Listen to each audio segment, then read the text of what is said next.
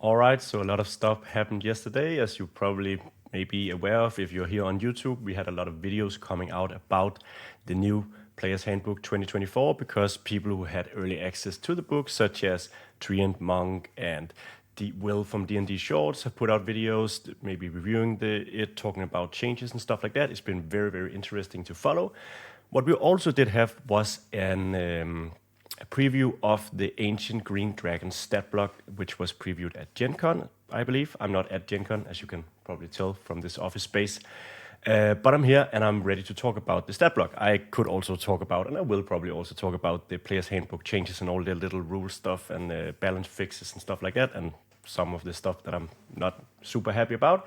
But right now, I think it would be more interesting to actually dive into the Ancient Green Dragon Statblock because we did already have a preview of a monster 6 weeks ago, which was a familiar type creature published to a YouTuber, which was then shared, and that showed us some of the way they're going to format the new stat blocks. But what we're getting in the Ancient Green Dragon stat block, which was just shown, is a lot more about the design philosophy for Wizards of the Coast, and obviously also how higher level creatures are going to function, which is of course very, very interesting. So without further ado, I just want to dive into that stat block and go through what I think are the most pivotal changes and what I think about them and how I think they may change play and overall, what's coming in the monster manual in 2025. All right, so I have the stat block here on the screen. You may not be able to tell exactly what it says because it is a grainy screenshot, so I'll read stuff out as well. The first thing you're going to note is that we have initiative up here. We saw that as well in the previous stat block that was shown. It has initiative +8, while its dexterity is only 1, which leads me to believe that they just added the proficiency bonus. We, as far as I recall, didn't get that on the first creature, so that might just be a unique feature for the Green Dragon or something that creatures that also have proficiency in dexterity saves get. Anyway, a +8 to initiative is obviously a huge bonus, and it has a passive initiative of 23. So if you don't want to roll initiative, you're going to use 23, and that's because it has battle ready, which is advantage on initiative roll. So if you're using the passive one, they actually added that +5, which is roughly what advantage gives you as well. So very nice. That is one of the changes in the stat block that I really appreciate, so I'm glad they went with it. The HP has been buffed, not that much. It's 17 more hit points. Not a huge change, but it is there. I think the speeds are the same. And then, of course, we have abilities down here where we have the mods and then the saves. I still don't like the way this is formatted. I played around with it because we're publishing our book Delve in about 6 months or 5 months from now. It's going to be available as PDF. You can pre-order it in a link somewhere down there. And we're obviously trying to align ourselves with the new stat blocks while also making sure that we make the best stat blocks possible. I don't like this design. We may end up following it more closely, but right now I think it would be much cleaner to just have the mod and then in a parenthesis have the save if it's higher. If it's not higher, you don't really need to have the number twice. But that's a minor thing. I appreciate that the saves is right there and it's not a line down here. But yeah, minor thing. You should note that it doesn't have the Constitution and Charisma saves as it does in the 2014 version. Again, I think it's a bit weird it doesn't have Constitution maybe because it's a poison immune dragon, so maybe it should have Constitution, and also Charisma. It is very Charisma based as a dragon, the deceptive controlling dragon, but it's not a huge deal. It has so high bonuses in those two that's obviously most important. They've really used the saves to show out its weaknesses, so dexterity and wisdom, its weakest saving throws, are being elevated with that proficiency bonus. We see skills, they are losing out, and I think the idea here is that you want to keep the skills on one line, which makes sense, but it also means that it's losing out on insight and deception, and especially deception is a check that I would really love for it to have, because persuasion, unless they radically changed how persuasion works, I can't remember when I've last rolled a persuasion check for a monster, because I generally don't allow monsters to persuade characters. I think persuasion is a character versus creature or NPC type thing, not the other way around. So I don't really know what persuasion is going to do. It may interact with the charm monster effect that this is going to use heavily, so it might be why it's good. But I'd much rather have it have deception, perception, and stealth, because I think those make much more sense for it, basically. So yeah. Then we have an interesting thing here and something I wondered about because we saw on the other creature that was showcased that immunities and resistances were going to be put like this. I think it had resistances, but no immunities, that creature. And now we're seeing that immunities has poison and then poison. So the condition and damage immunities are lumped together. And I was wondering about that because before we had damage immunities and then condition immunities. So if you had resistances, would you then have immunities, and then where would condition immunities go? And now we get the answer. It's right here under immunities. And I think that's a nice way to do it. It might be a bit hard to find with some of the creatures that have a lot of condition immunities and damage immunities, but it does save space on the stat block. So it's a line right here that we are. It's one less line basically on stat block, which I appreciate. As for senses, this is something where I think they could have also saved some lines. There's also space up here, but basically nothing's changed there. You still have passive perception on the stat block as well. Languages, yes, nothing surprising here. And then we have a bit of a surprise here where its CR doesn't increase if it's in a Lair, but its experience does. So that's just kind of weird in a sense. But then again, yeah, I don't know. Probably you would want to see if you're actually doing challenge rating calculations at this high level. You're probably not, because unless they've really made those great, you have to feel your way forward anyway at high levels. But yeah, and then they of course have retained the proficiency bonus thing here. So battle ready, nice. It gets advantage on initiative rolls and has a +8, so it's gonna go first a lot. And then there's an interesting thing here with legendary resistance, where it not only has one more legendary resistance per day, but it can also use legendary resistance 5 times per day if it's in its lair. Now, I do not like legendary resistance. I get why it's a feature. I think I would have done it differently if, I was hoping actually that they would do it differently, that they would instead do something where it doesn't maybe automatically succeed on these saves, or there's some sort of cost involved or something, because it just feels so bad throwing something at this creature and then it just, legendary resistance, legendary resistance, legendary resistance. I think I would much rather have it be very difficult for players, characters to overcome its saves, or it would have some sort of way to get out of these things that are really debilitating, like getting paralyzed, for example, or being thrown to another dimension. So it's not just you have to clean out legendary monsters, legendary resistances before spellcasters can really touch it with spells. But I wasn't expecting them to do it that way, and it's honestly also something that would be a bit difficult to pull off, but I think it would be nicer gameplay if you had something more interactive than just I succeed instead, because it's not that fun for the characters, the players. Down in multi-attack, we get what I was hoping they would do. This is controversial, I know. Some people really don't like that it now doesn't have a bite attack and a claw attack and a tail attack, but it's all one attack called Rend that deals piercing damage and poison damage. I love it. I think it's great. I think it's not a huge deal, because damage types in D&D, I think there's like 5 instances where bludgeoning versus piercing versus slashing is going to matter. The rest of the time, it's not going to matter at all. So just having it be Rend and don't bother so much with the specifics, I think that's nice. It can also replace an attack with a use of spellcasting. So yeah, spellcasting is baked into Ancient Dragons, or at least the Ancient Green Dragon. And I think that's obviously nice as well. So yeah, I like the Rend change. You may not like it. It's obviously less flavorful, but there wasn't a lot of flavor to those attacks anyway.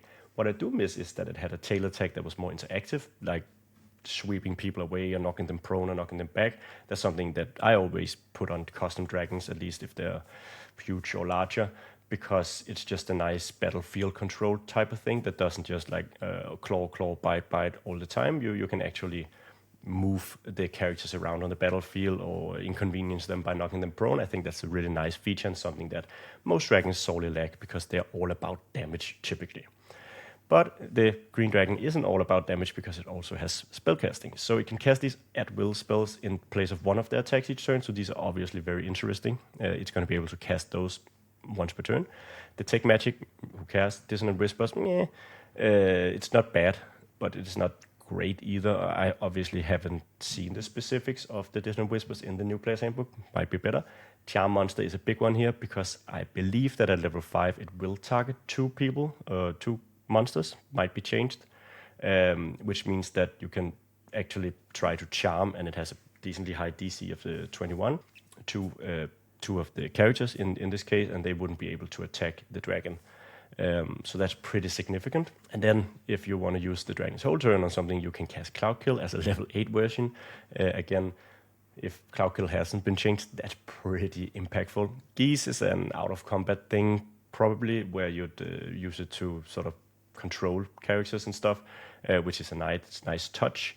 And then Modify, Memory, and Polymorph are also these huge flavorful, probably not going to be used that much in combat options, where the green dragon can influence and manipulate people by changing into something else or modifying the memory, stuff like that. I really like that as well. So yeah, great, fun spell selection, I think.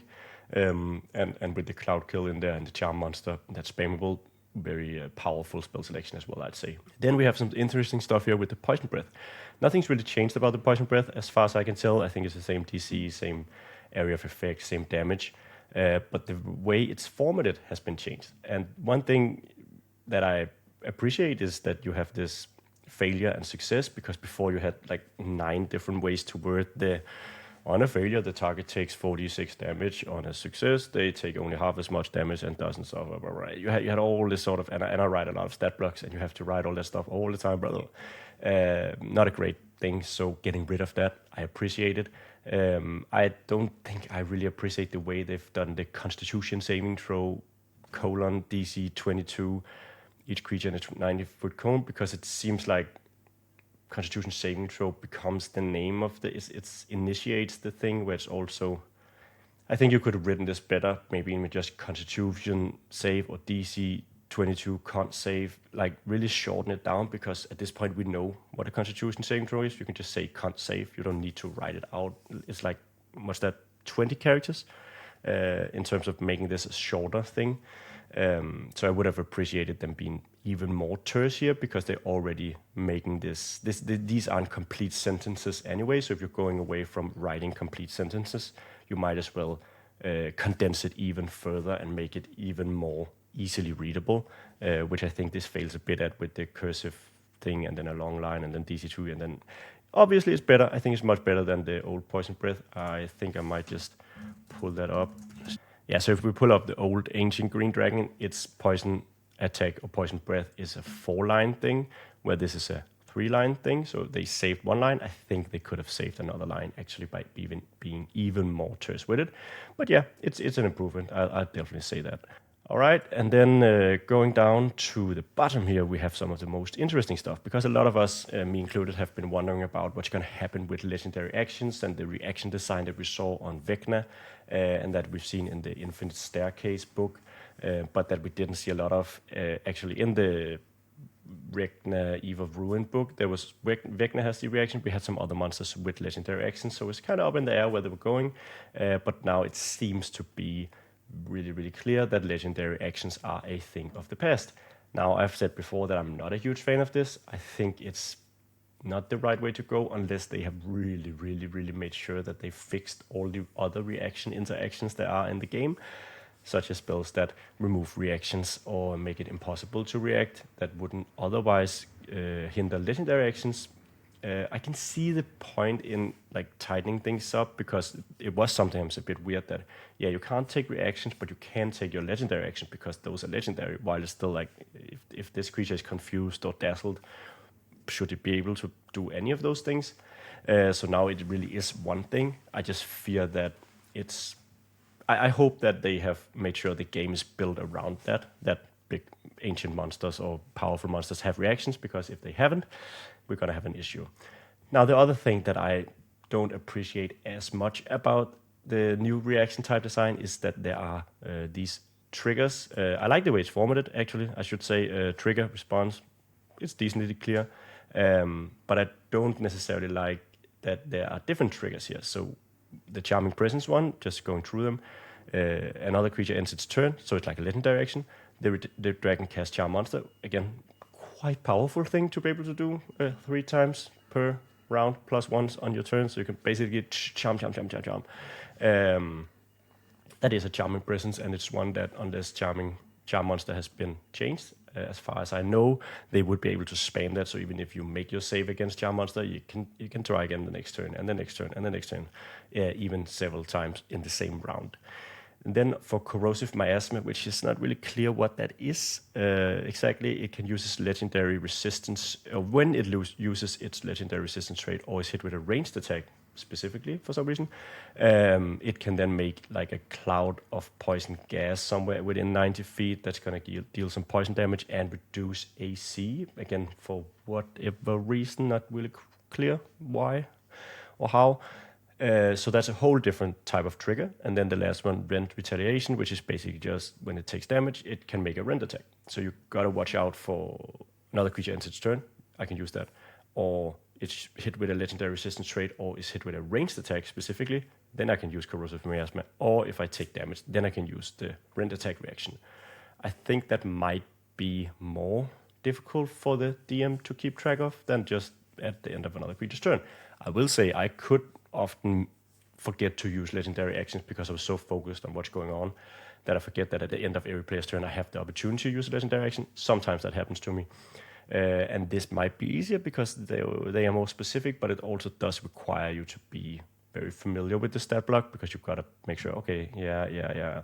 And if you're not, you've got to read it mid-combat. Okay, is something happening now where I can react? Whereas the legendary action is like at the end of every character's turn, you can do something. So we'll have to see how it works out in play, whether or not this is an improvement or not.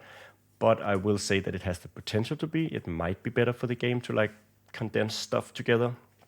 It might not be. And another thing I will say about this is that the Corrosive Miasma is really poorly explained. I generally like that they don't take a lot of time to say like poison breath. It exhales gas from its mouth, because we know it's what's happening. It's called poison breath. We know what a dragon is. It's pretty self-explanatory.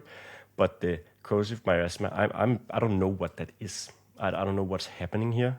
Like someone hit it with a ranged attack, and then a cloud of gas appears that decreases your AC by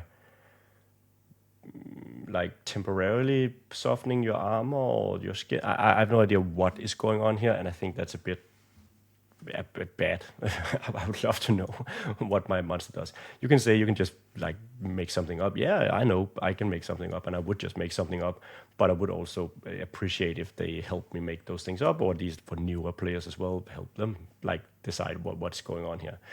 And another thing that is interesting is that it says if the dragon is in its lair, it can take an additional reaction per round. So it normally gets 3 reactions. Now it can get 4 if it's in its lair, just like it gets 5 legendary resistances, or 4 if it's not in its lair, which leads me to believe that lair actions are maybe not a thing anymore. Again, you're clearing out the special actions economy. You're getting rid of lair actions and legendary actions, so there's less stuff for players, DMs to like be aware of. And I think that lair actions were in many cases like these sort of weird legendary actions where they were really just legendary actions, but you had to use them on initiative 20. They were sort of in a weird space already, I think. Also because many of them were like targeted things, just like these. Whereas I think that lair actions as a sort of thing that is tied to the lair and not to the monster are really cool. So something like, on the first turn this happens, on the second turn this happens, or at initiative 20 roll a d6 and one of these things happen that affects everyone in the lair. But of course the green dragon is maybe immune to the poison gas that is expelled or whatever. I think that's still fun, and that might still be in there. It doesn't have to be that it's not in there. We don't know yet. The green dragon lairs end here. But there might be another page. As far as I know, we haven't seen that page. There might be another page that shows us where, if there are lair actions and whatever. So all in all, what do I think about the new Ancient Green Dragons stat block? I think that they've done a lot that are quality of life improvements. I think that most of what is going on over here is great. I think that most of what is going on over here is great as well. I like the spellcasting feature. I like or at least I partially like the new Poison Breath design. I'm up in the air about the reaction stuff. It really remains to be seen how that is going to play out. I don't hate it. I don't instinctively hate it. I really liked legendary actions, but I can see the case that they're making for not having them. And we'll just have to see in play if it's better. But at least very interesting and very nice to get a proper view of what is going to go on with stat blocks in the 2025 Monsters Manual. I think that's it for this video. If you like what I do here, you can subscribe to the channel down below. You can also not. If you want to see some of the stuff that we're making, there's also links to that in the description down below. I might do some more videos, maybe covering some of the Player's Handbook 2024 changes, which there's a lot of videos out about already, summing up my thoughts on everything. But that would be coming next week if I get the time to do it. Beyond that, there's not a whole lot left to say, except thank you so much for watching, and I hope that I'll see you in the next video.